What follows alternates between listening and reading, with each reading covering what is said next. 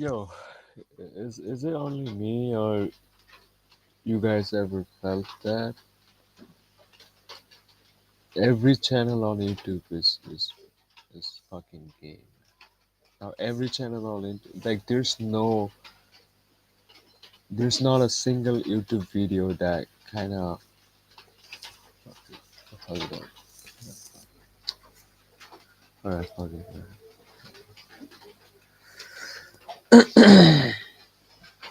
So I need to stop this. I need to stop like trying to say whatever the uh, reset. Reset. All right, you know what I mean? We're not gonna turn this off and start again. There's a there's gonna be a lot of moments I'm gonna reset. So this is a yeah. I no longer do this live session because honestly, right now I'm just into trading. I feel like I've wasted a lot of time making some like stupid trades while I was okay. Reset. You know, I need to cut this fat. So it's gonna be a session. I just wanna revisit DTFX again. Right now, I'm trading. What I'm trading is basically my setup is always in SPS. You know, every SPS, and what I do is 5 minute. I use 5 minute and 15 minute as my guide, and then 1 minute is where I take my interest. So let's get that out of the way. But what I've realized is like when I even if I know my even if I have a setup that I practice millions of times, there are a lot of moments where I don't exactly know what price is gonna do next, right? And I don't have not necessarily what it will do like specifically in terms of like what I'm trying to say here is like I don't have the narrative. Right, there are a lot of times where I don't have the narrative. I don't have the higher time frame perspective. So yeah, and I feel like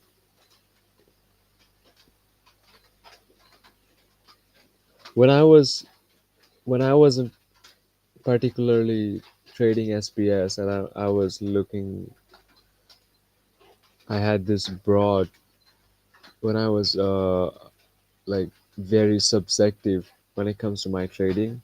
When I was a subjective trader, right? Not necessarily. I'm not saying I'm not a subjective trader right now. All I'm trying to say is like now it's very mechanical. You know, I rely on SPS a lot because I back tested it millions of times and I trust that. But when I look back, the days where those days where I have read where I lost a trade, where I didn't make money or did not hit my target, is I was a little. It's usually is since I trade higher time frame, right? 5 minute, 1 minute, and when I trade when I use 5 minute as a guide and I trade in 1 minute, I usually get like 2 or 3 SPS setup every single day. So and I have to be like a really tuned in. Like I have to snipe those.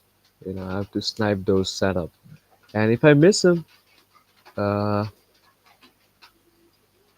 it's very rare that I'll get an SPS. I'll get a SPS that day. So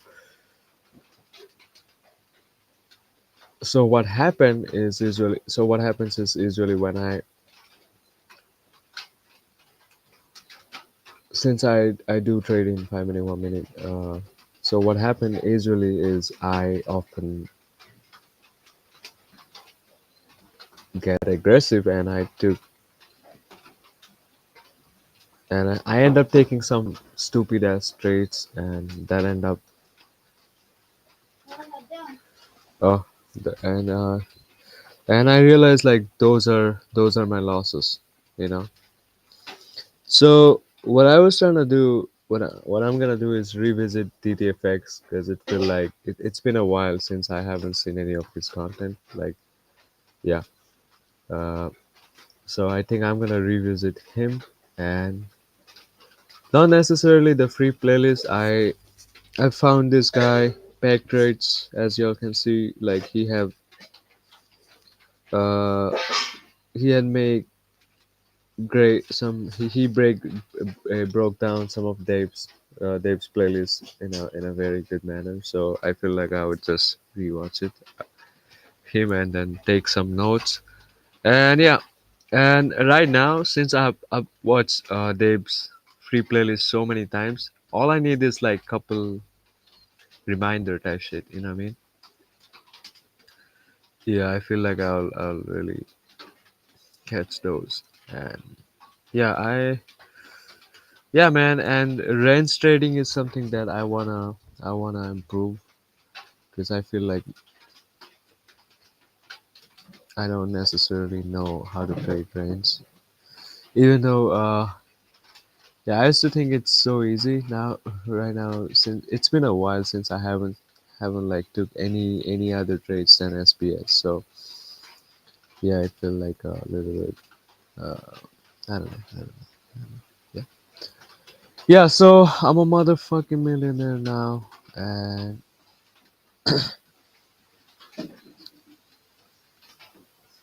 yeah, man. Life's been life has been li- life is so much better right now. Yeah, compared to 6 months ago, where I was doing all this live session, I was fucking aggressive as fuck. I had all these mental breakdowns and shit. Compared to that, bro, I think this is I think this is the best I have done so far in my life. Yeah, yeah. I'm not. There are moments where I feel like yo. Honestly, this month, probably this month and the last previous month, I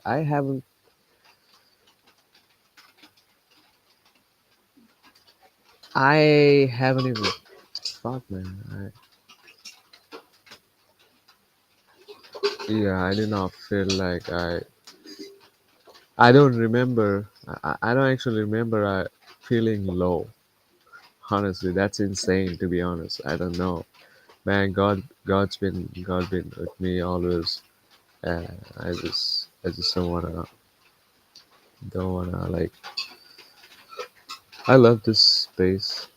Like I love this how everything is. You know what I mean?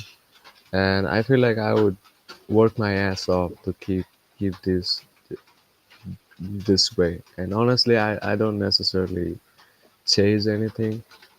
I'm grateful, and my mental space, like my mindset is way. You know, this shit is hilarious. Like I've never felt this much confident. And yeah, yeah. Uh, and yeah, man, I've changed the routines. Like I've changed my routine. You know what I mean? I've changed my routine quite a bit. Yeah. Uh, I've been going to gym, not necessarily every single day, but it's it's not less than four days. And every session, every gym session, they're not like yo. I just had to hit the gym. That's why it's just something that comes in within me. Like every session is a 10. You know what I'm saying? I'm making progress, so I never felt that before while I was going before way before 7 months ago when I was going to the gym every single day and I was tired as fuck, not making any progress at all. I used to hate everything, but now it's like, bro, I love everything that's going on with me. So yeah, yeah. I think I'll get back to this live session, and I know my English kind of fucked up right now because this is something there's this one thing that I've realized since English is not my first language, it's just not our language. You know what I mean? I'm from India, so there's one thing that I've realized is like everything is practice, bro.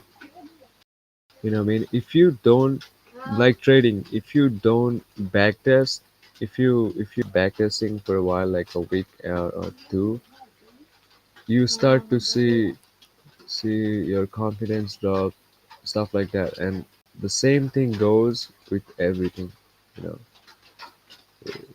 Yeah, that's what happened to me. That's what happened to my English. But yo, so not necessarily all this, stupid ass like fucking revisiting some like learning stupid ass fucking live sessions. I'm not gonna do that. This would be my last. I think I'll probably do some different stuff, like other stuff like political commentary and stuff, like some jokes, comedy type shit. But I'm in a stage where I don't really wanna like distract myself with all of that because the moment if I start streaming other content, right? Like if start making entertainment streams, I would for sure start consuming that type of content too, just to see what I'm doing, right? So I don't want to get into that kind of fucking frequency and destroy what I have right now. So that would take me a while. That will take a while. And honestly, dude, yeah, man, yeah, it's just so much better. I'm profitable, and fucking that's it. That's it. It's time to just revisit DTFX and see what are some of the like. There's always more to learn, and even if I like simplicity, I, would, I mean, we all should revisit the basic fundamentals every once in a while, just so we don't go off track or anything. All right, let me have my dinner, and then I'll get back to you guys. So, and then we'll talk about this.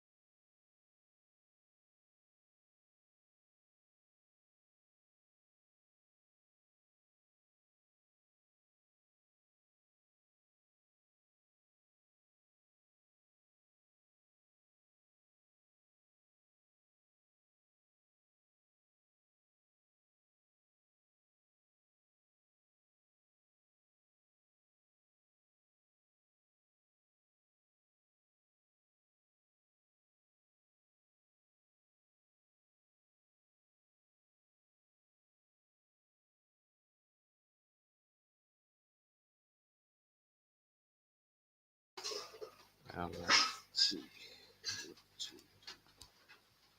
and the difference between the two. And then we're just going to talk about the importance of continuously annotating and tracking your structure on your screen so that you're not on the wrong side of the market. Okay, so without further ado, we're just going to hop right into this.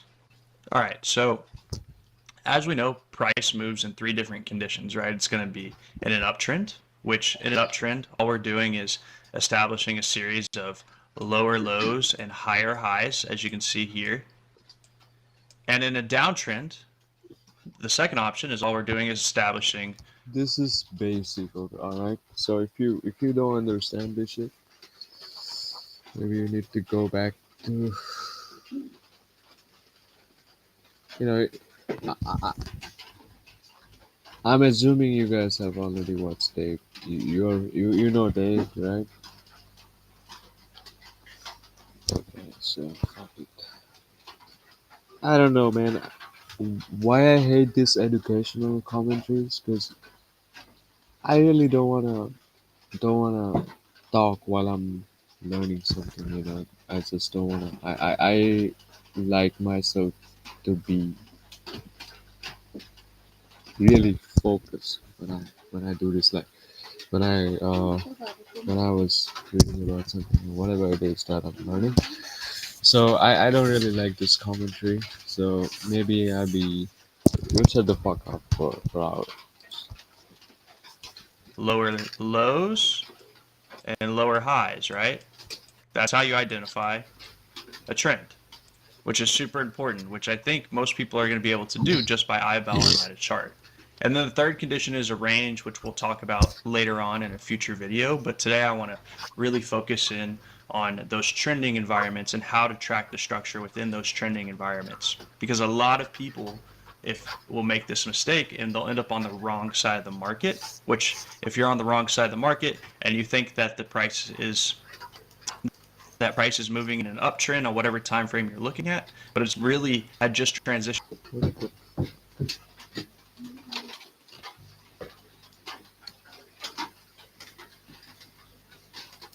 to a downtrend.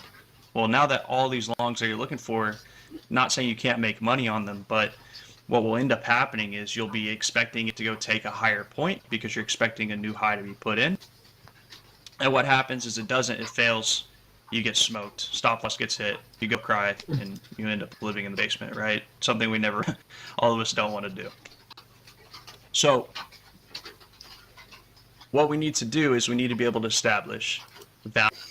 What he said is like we end up living in a basement, bro. That shit, like, that's deep. You know what I'm saying? Like, I felt that shit. Like, I remember when I first made my money through like my agency, video editing agency, and damn, I was so fucking happy. I was like, man, that was my first paycheck, like a fucking $1,000, like $1,200 or something, and I was so fucking happy. It was like 3 months, and I saved it to like 1,200 or something, and I was so happy. It was like, man, because for like years, for 2 3 years, I haven't made any money in the internet.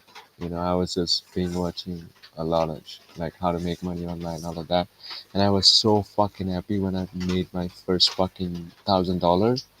And guess what, man? I lost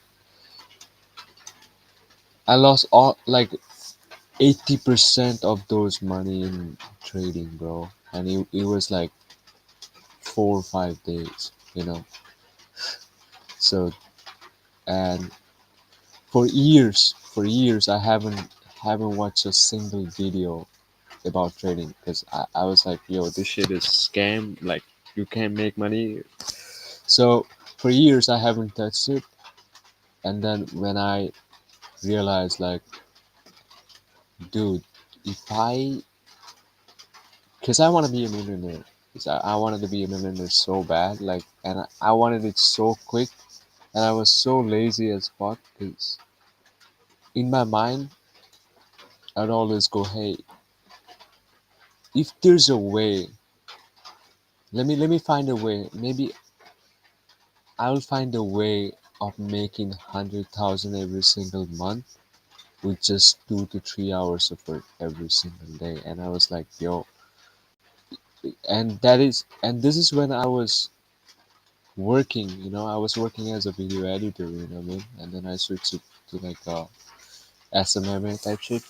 So, and I was like, man, I would never go back to trading because I had so much like a psychological like damage type shit, what I mean? Because yo, I was finally happy that I made my money, and not only did I lost my money, I lost that first money that I made through my agency, but I lost the moment. I lost the momentum. How do you spell it? I don't know, man. I'm really bad. So I lost the momentum. You know what I mean? And I lost the mindset, bro. For some reason, I wasn't like it was so tough. It was so hard for me to like really get up, and because I was depressed for 2 years, you know. Even when I was working, like I would be working every single day, but I would be depressed as fuck. You know what I mean? Like I was at so low. That's why I appreciate like I'm so fucking grateful of like what I have right now. So you know what? And then I'd be so depressed for 2 years, and then I made my first money, and I lost it all in just 4 to 5 days, maybe a week. You know what I mean? So that was so sad for me. So like it really like, and all I was saying, bro, I'm never going back to trading. And then uh, not 6 months, it's just 5 months ago, I saw a video of like stoic trader, the psychology of a trader or something like that. So I saw that, and then I was like, yo, this guy seems genuine, and he was uh and it was like a so simple video, right? Even though I don't really watch that mindset type videos anymore because that shit is fucking cringe as fuck. So and then I learned market structure and all of that, and I was like, oh, okay. And back then, I didn't even know that you getting funded is so fucking easy, right? I didn't know that. Man, wish I would. And I was like, let me let me just get into it, and like I would give 6 months every single day, and yeah, I did 3 4 months, and I learned everything. I learned DTFX and all of that. And recently, like this is probably my fifth. This 6 months. We just entered the 6 months, and yeah, dude, I'm profitable. And yeah, it just you need to revisit the fundamentals and all of that because it's been a while I haven't seen that. Even though I had this huge ego that I know you can call it laziness, or it's not necessarily laziness because I actually love studying stuff. You know what I mean? But it's just my ego, man. It like, yo, maybe if I go back and I discover something like else, I'd be so disappointed in myself. Like, holy fuck! How the fuck? How did I miss that one? Like, that was so subtle. I don't know if you guys can see what I'm trying to say here, but yeah, man. All right, let's get back. Valid highs and valid lows. So how do we do that, right? So for a valid low to be established, it's very, very simple. We just need to close above the bearish candle that put in our low. So if we're looking right here at this valid low structure that I put in, the candle that put in the low is this candle right here. So for a valid low to occur, what has to happen? We need to close above the bearish candle that put in the low. We need to close above the bearish candle that established the low. Okay, that's how.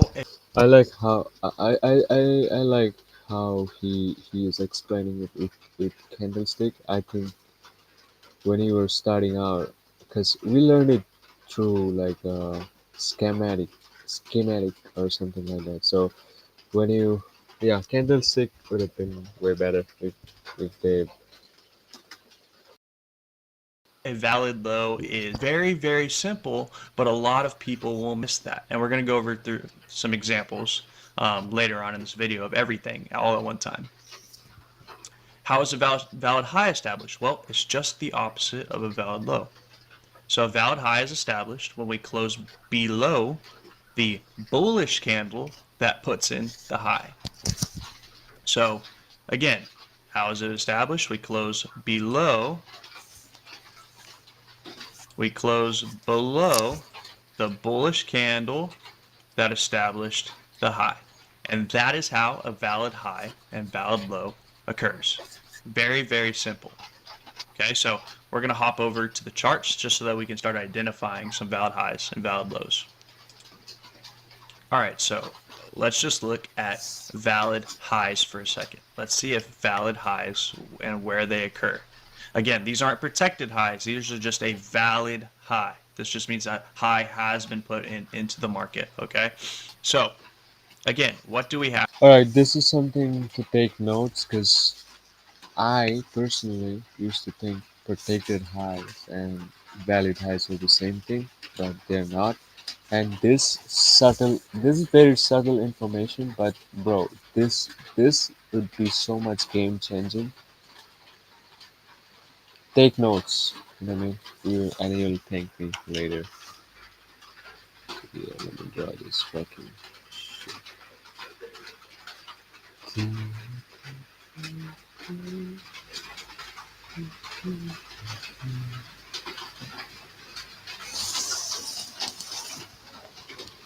To see. We have to see some examples later on in this video of Yo, everything I'm all at very one time. slow, so don't mind me. How is a valid high established? Well, it's just the opposite of a valid low. So a valid high is established when we close below the bullish candle that puts in the high. So again, how is it established? We close below the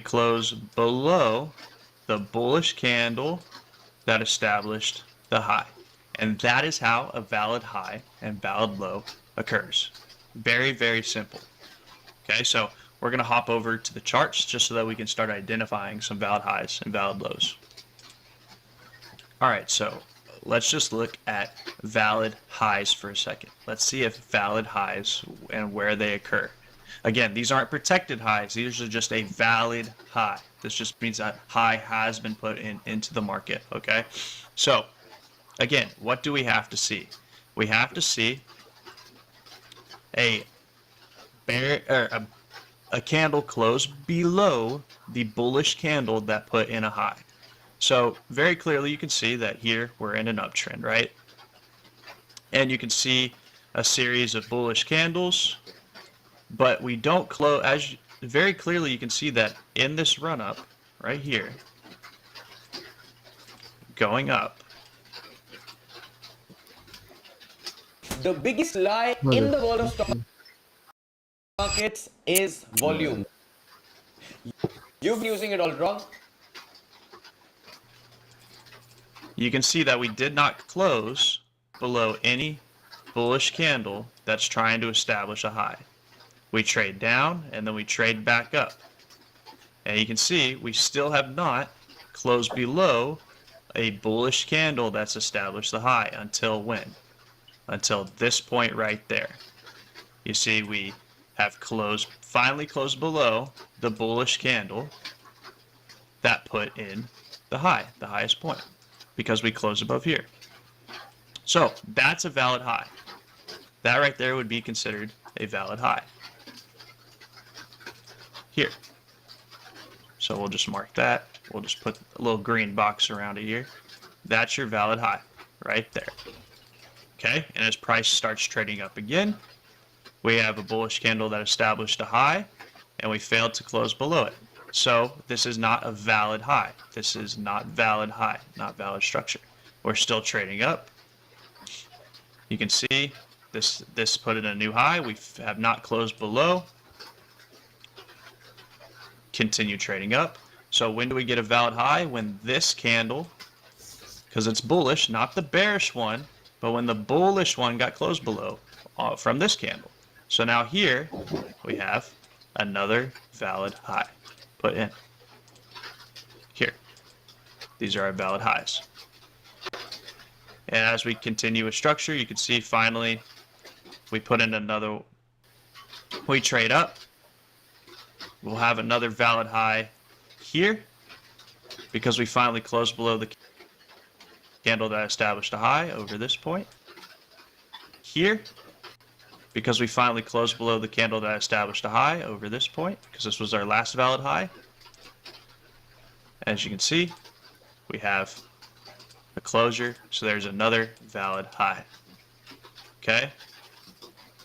Again, once we trade above that, we need a closure now below this candle here, because this is what put in the high over this, because this one didn't close below and then we put in a new one.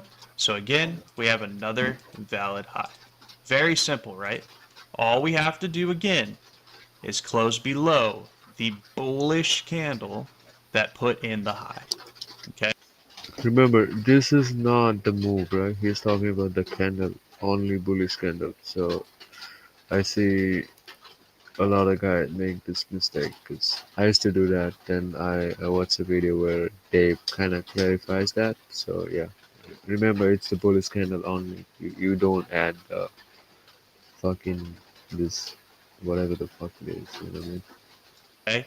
And a high is with body closures. So a little thing you can see is, hey, why is this not considered the high? Let's delete all this so that we can see. Why is this wick not considered the high? Well, because this is a bearish candle. So we're only looking at bullish candles. Alright. Only looking at bullish candles and when they get That's close something below. okay. I Bullish still think that's what I thought. Like I was, why is this wick okay? Okay. candles. You know what I'm saying? I'm saying like these are subtle information, but honestly, dude, like this information is so fucking important. Like you guys would think later. Bullish candles. So there's a valid high there that I missed as well. Bullish candles. The bullish candles establish highs, not bearish candles. Okay, so let's I look feel at like I would just end this live session because it's kind of distracting me. I would probably